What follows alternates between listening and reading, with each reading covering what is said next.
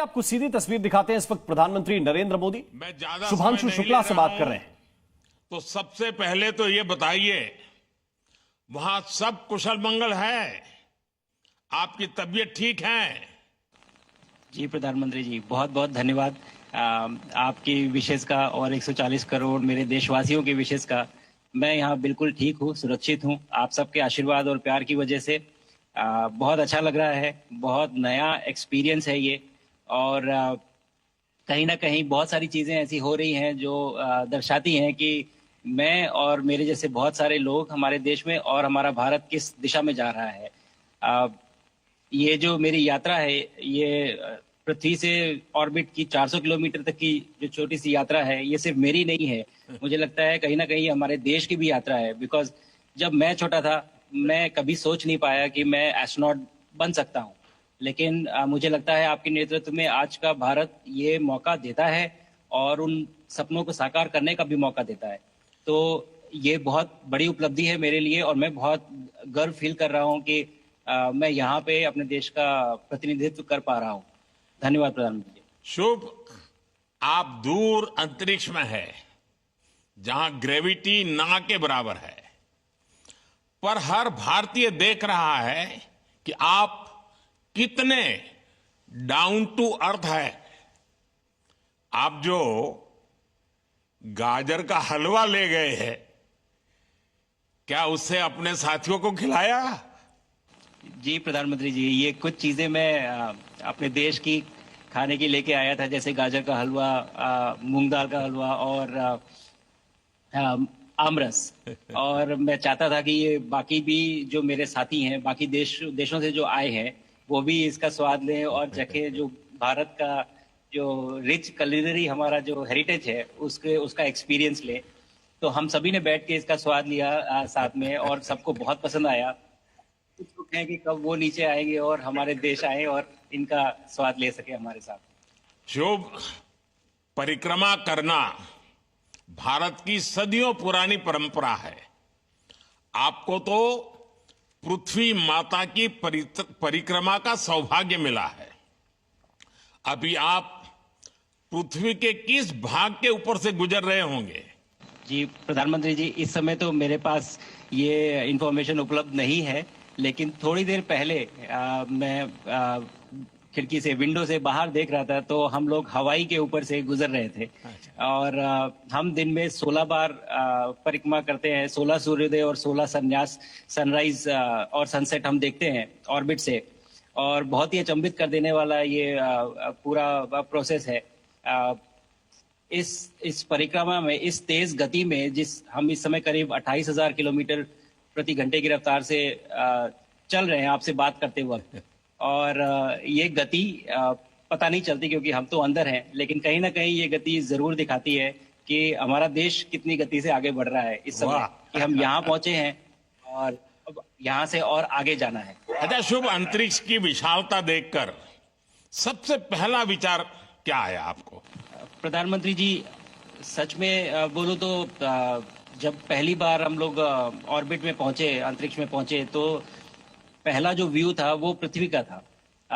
और पृथ्वी को बाहर से देख के जो पहला ख्याल और पहला जो थॉट मन में आया वो ये था कि पृथ्वी बिल्कुल एक दिखती है। मतलब बाहर से कोई सीमा रेखा नहीं दिखाई देती, कोई बॉर्डर नहीं दिखाई देता।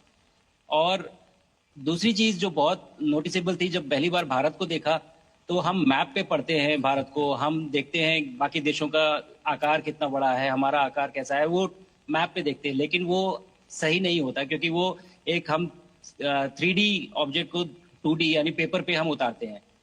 भारत सच में बहुत भव्य दिखता है, बहुत बड़ा दिखता है। जितना हम मैप पे देखते हैं उससे कहीं ज्यादा बड़ा। और जो वननेस की फीलिंग है, पृथ्वी की वननेस की फीलिंग है, जो हमारा भी मोटो है कि अनेकता में एकता, वो बिल्कुल उसका महत्व ऐसा समझ में आता है बाहर से देखने में कि लगता है कि कोई बॉर्डर एग्जिस्ट ही नहीं करता, कोई राज्य नहीं एग्जिस्ट करता, कंट्रीज नहीं एग्जिस्ट करती। फाइनली हम सब ह्यूमैनिटी का पार्ट है और अर्थ हमारा एक घर है और हम सब के सब उसके सिटीजन्स हैं। शुभांशु, स्पेस स्टेशन पर जाने वाले आप पहले भारतीय हैं।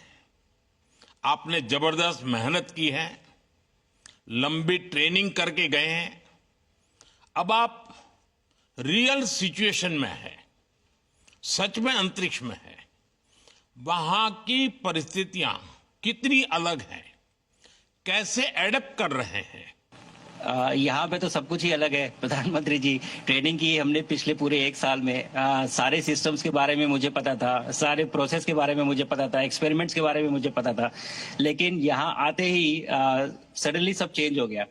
बिकॉज हमारे शरीर को ग्रेविटी में रहने की इतनी आदत हो जाती है कि हर एक चीज उससे डिसाइड होती है।